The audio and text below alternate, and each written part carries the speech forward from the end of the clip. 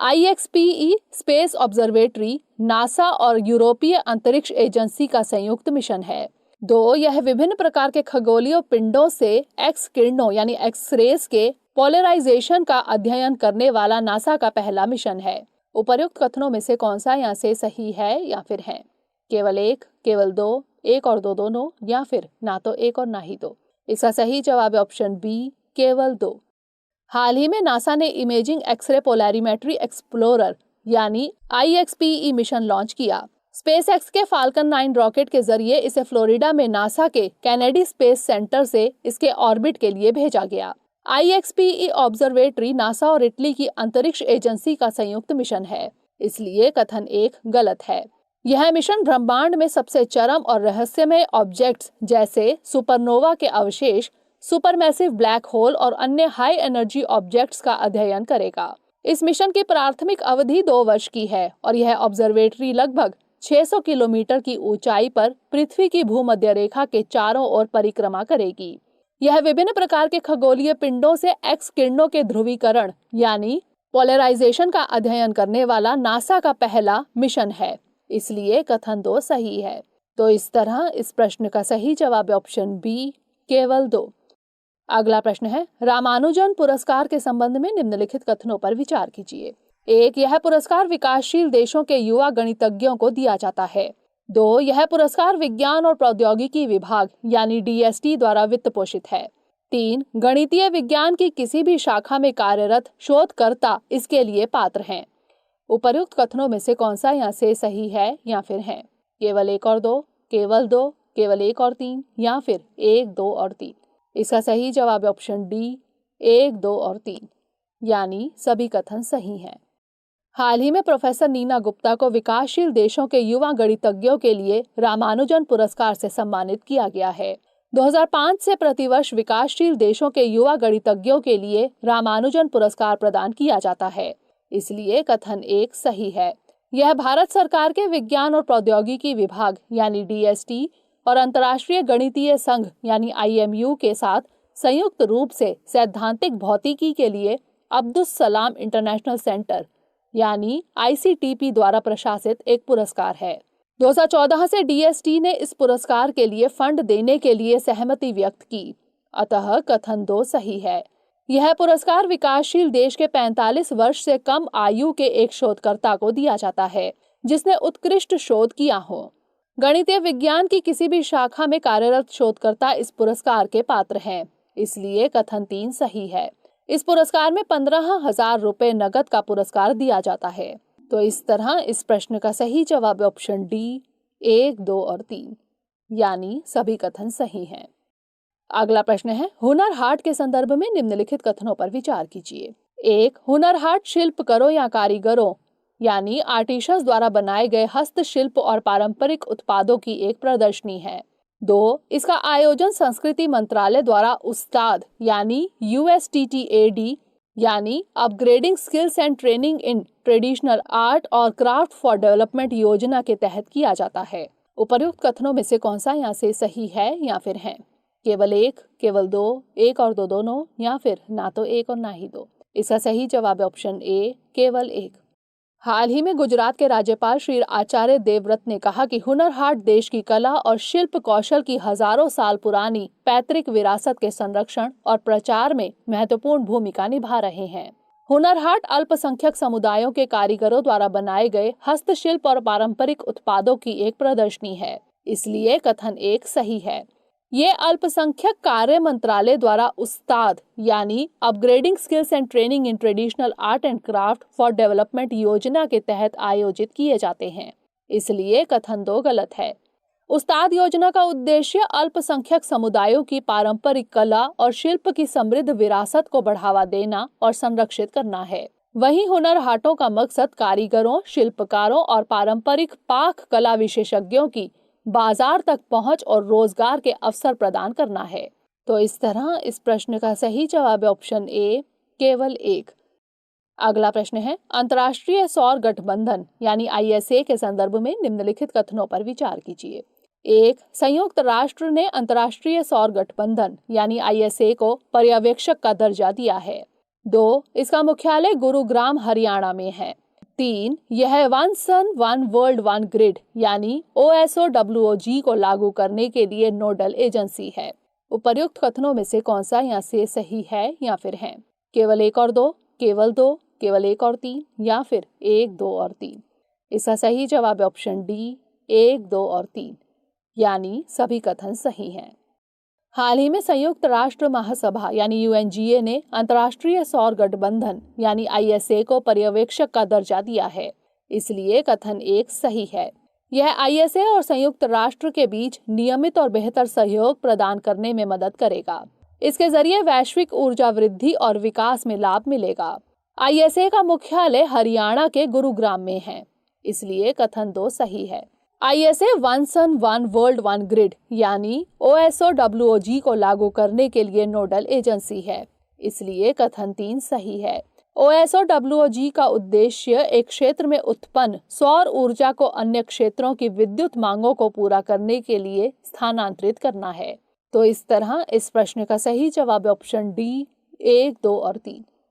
अगला प्रश्न है, यूनिसेफ के संबंध में निम्नलिखित कथनों पर विचार कीजिए। 1. 1946 में यह संयुक्त राष्ट्र का स्थायी हिस्सा बन गया। 2. यह बाल अधिकारों पर कन्वेंशन 1989 द्वारा निर्देशित है। 3. इसे 1965 में विभिन्न देशों के बीच भाईचारे को बढ़ावा देने के लिए शांति के नोबेल पुरस्कार से सम्मानित किया गया था। उपर्युक्त कथनों में से कौन सा यहाँ से सही है या फिर है? केवल 1 और 2, केवल 2 और 3, केवल 3 या फिर 1, 2 और 3? इसका सही जवाब है ऑप्शन बी, केवल 2 और 3। इस सप्ताह यूनिसेफ की 75वीं वर्षगांठ मनाई जा रही है। यूनिसेफ को 11 दिसंबर 1946 में द्वितीय विश्व युद्ध से प्रभावित बच्चों की मदद के लिए अंतर्राष्ट्रीय बाल आपातकालीन कोष यानी ICEF के तौर पर बनाया गया था। संयुक्त राष्ट्र बाल कोष यानी यूनिसेफ संयुक्त राष्ट्र का एक विशेष कार्यक्रम है जो बच्चों के स्वास्थ्य, पोषण, शिक्षा और कल्याण में सुधार के लिए राष्ट्रीय प्रयासों की सहायता के लिए समर्पित है। 1953 में यह संयुक्त राष्ट्र का स्थायी अंग बन गया, इसलिए कथन 1 गलत है। यूनिसेफ बाल अधिकारों पर कन्वेंशन 1989 द्वारा निर्देशित है। यह बाल अधिकारों को स्थायी नैतिक सिद्धांतों के तौर पर और बच्चों के प्रति व्यवहार के अंतर्राष्ट्रीय मानकों को स्थापित करने का प्रयास करता है, इसलिए कथन 2 सही है।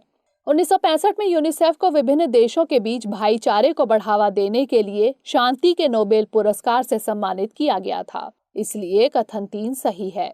हर साल 11 दिसंबर को यूनिसेफ दिवस मनाया जाता है। तो इस तरह इस प्रश्न का सही जवाब है ऑप्शन बी, केवल 2 और 3। अगला प्रश्न है, G7 के संबंध में निम्नलिखित कथनों पर विचार कीजिए। 1. G7 का मुख्यालय स्विट्जरलैंड के जिनेवा में है। 2. यह 1985 में स्थापित एक अंतर सरकारी संगठन है। उपर्युक्त कथनों में से कौन सा यहाँ से सही है या फिर है? केवल 1, केवल 2, 1 और 2 दोनों या फिर ना तो 1 और ना ही 2? इसका सही जवाब है ऑप्शन डी, ना तो 1 और ना ही 2, यानी दोनों कथन गलत हैं। G7 देशों ने यूक्रेन पर आक्रमण होने की स्थिति में रूस को गंभीर परिणाम भुगतने की चेतावनी दी है। जान लेते हैं G7 के बारे में। यह एक अंतर सरकारी संगठन है जिसका गठन 1975 में किया गया था, इसलिए कथन 2 गलत है। वैश्विक आर्थिक शासन, अंतर्राष्ट्रीय सुरक्षा और ऊर्जा नीति जैसे सामान्य हित के मुद्दों पर चर्चा करने के लिए इसकी सालाना बैठक होती है। G7 देश हैं United kingdom, Canada, France, Germany, Italy, Japan और संयुक्त राज्य अमेरिका। G7 का कोई औपचारिक संविधान या कोई निश्चित मुख्यालय नहीं है, इसलिए कथन 1 गलत है। इसके वार्षिक शिखर सम्मेलन के दौरान नेताओं द्वारा लिए गए निर्णय गैर बाध्यकारी होते हैं। तो इस तरह इस प्रश्न का सही जवाब है ऑप्शन डी, ना तो 1 और ना ही 2। अगला प्रश्न है, काशी विश्वनाथ धाम कॉरिडोर के संबंध में निम्नलिखित कथनों पर विचार कीजिए। 1. प्रधानमंत्री श्री नरेंद्र मोदी ने मार्च 2019 में काशी विश्वनाथ धाम कॉरिडोर की आधारशिला रखी थी। 2. इसके तहत रैंप, एस्केलेटर और अन्य सुविधाओं के प्रावधान के साथ विकलांग और वृद्ध लोगों के लिए आसान पहुंच प्रदान की जाएगी। उपर्युक्त कथनों में से कौन सा यहाँ से सही है या फिर है? केवल 1, केवल 2, 1 और 2 दोनों या फिर ना तो 1 और ना ही 2? इसका सही जवाब है ऑप्शन सी, 1 और 2 दोनों। हाल ही में प्रधानमंत्री श्री नरेंद्र मोदी ने उत्तर प्रदेश के वाराणसी में कायाकल्पित और पुनर्विकसित काशी विश्वनाथ धाम का उद्घाटन किया। जान लेते हैं पुनर्विकसित काशी विश्वनाथ धाम के बारे में। इसका विकास प्रधानमंत्री श्री नरेंद्र मोदी की देखरेख में किया गया है। प्रधानमंत्री ने मार्च 2019 में काशी विश्वनाथ धाम के पुनर्निर्माण की आधारशिला रखी, इसलिए कथन 1 सही है। इस प्रोजेक्ट के तहत गंगा घाटों को काशी विश्वनाथ मंदिर से सीधा जोड़ने का कार्य किया गया है। इसके तहत रैंप, एस्केलेटर और अन्य सुविधाओं के प्रावधान के साथ विकलांग और वृद्ध लोगों के लिए आसान पहुंच प्रदान की जाएगी, इसलिए कथन 2 सही है। तो इस तरह इस प्रश्न का सही जवाब है ऑप्शन सी, 1 और 2 दोनों, यानी दोनों कथन सही हैं। अगला प्रश्न है, अनुसूचित जाति और जनजाति लोगों पर होने वाले अत्याचार के खिलाफ प्रारंभ की गई राष्ट्रीय हेल्पलाइन के संबंध में निम्नलिखित कथनों पर विचार कीजिए। 1. यह हेल्पलाइन 24 घंटे टोल फ्री नंबर 14577 पर उपलब्ध होगी। 2. यह सेवा हिंदी, अंग्रेजी एवं राज्यों और केंद्र शासित प्रदेशों की क्षेत्रीय भाषाओं में उपलब्ध रहेगी। 3. इसे नालसा द्वारा लॉन्च किया गया है। उपर्युक्त कथनों में से कौन से गलत हैं? केवल 1 और 2, केवल 1 और 3, केवल 2 और 3, या फिर उपर्युक्त सभी? इसका सही जवाब है ऑप्शन बी, केवल 1 और 3। हाल ही में अनुसूचित जाति और अनुसूचित जनजाति के लोगों पर अत्याचार के खिलाफ एक राष्ट्रीय हेल्पलाइन की शुरुआत की गई। अनुसूचित जाति और अनुसूचित जनजाति अत्याचार निवारण अधिनियम के उचित क्रियान्वयन को सुनिश्चित करने के उद्देश्य से सामाजिक न्याय और अधिकारिता मंत्रालय द्वारा यह हेल्पलाइन शुरू की गई है, इसलिए कथन 3 गलत है। यह अधिनियम अनुसूचित जाति और अनुसूचित जनजाति के सदस्यों पर अत्याचार को रोकने के उद्देश्य से अधिनियमित किया गया था। हेल्पलाइन 24 घंटे टोल फ्री नंबर 14566 पर उपलब्ध रहेगी, इसलिए कथन 1 गलत है। यह सेवा हिंदी, अंग्रेजी एवं राज्यों और केंद्र शासित प्रदेशों की क्षेत्रीय भाषाओं में उपलब्ध होगी, इसलिए कथन 2 सही है। इस हेल्पलाइन का मकसद भेदभाव समाप्त करना और इस वर्ग के लोगों को सुरक्षा प्रदान करने के लिए कानून के प्रावधानों के बारे में जागरूकता पैदा करना है। तो इस तरह इस प्रश्न का सही जवाब है ऑप्शन बी, केवल 1 और 3। अगला प्रश्न है, मीनाक्षी मंदिर के संबंध में निम्नलिखित कथनों पर विचार कीजिए। 1. इसे कुलशेखर पांड्य द्वारा बनवाया गया था। 2. इसे वेसर शैली में बनाया गया है। उपर्युक्त कथनों में से कौन सा यहाँ से सही है या फिर है? केवल 1, केवल 2, 1 और 2 दोनों, या फिर ना तो 1 और ना ही 2? इसका सही जवाब है ऑप्शन ए, केवल 1। हाल ही में मदुरै के प्रसिद्ध मीनाक्षी मंदिर को आम लोगों के लिए खोला गया। जान लेते हैं मीनाक्षी मंदिर के बारे में। इसे मीनाक्षी अम्मन मंदिर या मीनाक्षी सुंदरेश्वर मंदिर के नाम से भी जाना जाता है। यह भारत के सबसे पुराने और सबसे महत्वपूर्ण मंदिरों में से एक है। मदुरै शहर में स्थित इस मंदिर का एक महान पौराणिक और ऐतिहासिक महत्व है। इसका निर्माण कुलशेखर पांड्य द्वारा किया गया था, इसलिए कथन 1 सही है। इसकी स्थापत्य शैली द्रविड़ है, इसलिए कथन 2 गलत है। यह मंदिर मीनाक्षी यानी देवी पार्वती और सुंदरेश्वर यानी भगवान शिव को समर्पित है और इसमें शैववाद परंपरा है। इसका प्रमुख त्योहार तिरुकल्याणम महोत्सव या चिथिरई थिरुविजा है। तो इस तरह इस प्रश्न का सही जवाब है ऑप्शन ए, केवल 1। अंतिम प्रश्न है, निम्नलिखित में से कौन सा राज्य इंडिया इंटरनेशनल साइंस फेस्टिवल की मेजबानी कर रहा है? गोवा, नागालैंड, कर्नाटक या फिर तेलंगाना? इसका सही जवाब है ऑप्शन ए, गोवा। केंद्रीय विज्ञान और प्रौद्योगिकी राज्य मंत्री स्वतंत्र प्रभार डॉक्टर जितेंद्र सिंह ने पणजी, गोवा में इंडिया इंटरनेशनल साइंस फेस्टिवल के 7वें संस्करण का उद्घाटन किया। इस महोत्सव का मुख्य मकसद लोगों द्वारा नवाचार और ऐसी तकनीक विकसित करना है जो जनता के लिए किफायती हो। इस 4 दिवसीय विज्ञान महोत्सव की theme celebrating creativity, science, technology and innovation for a prosperous India रखी गई है। तो इस तरह इस प्रश्न का सही जवाब है ऑप्शन ए, गोवा। अब नोट कर लेते हैं आज का अभ्यास प्रश्न। निम्नलिखित कथनों पर विचार कीजिए। 1. भारतीय संविधान के अनुच्छेद 213 के तहत राज्यपाल अध्यादेश जारी कर सकता है। 2. राज्यपाल मंत्री परिषद यानी COM की सलाह से कार्य करने के लिए बाध्य नहीं है। उपर्युक्त कथनों में से कौन सा यहाँ से सही है या फिर है? केवल 1, केवल